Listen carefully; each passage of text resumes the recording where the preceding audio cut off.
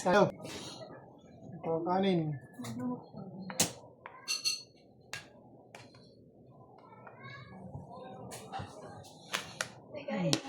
Kain, nagkamalam ko. Oh, bangus. Bunlis ito ha. Ito yung walang tinik. Pag nagkikain ka na ng kain, nguya ka lang ng nguya. Ay, dalawa pa yan. Dalawa yung bangus. Bangus na walang tinik. Ano ulam natin?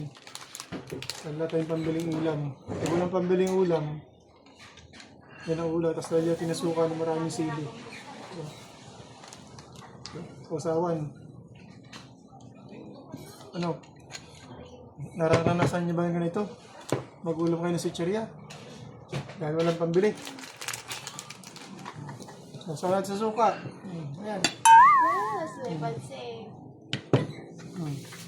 Harap, diba?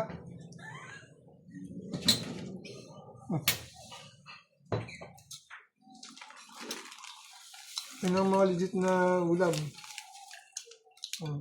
Bangus na walang tinik. Tubig, baka bulunan.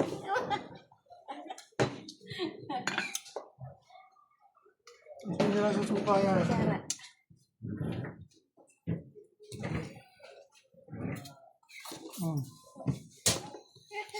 Harap.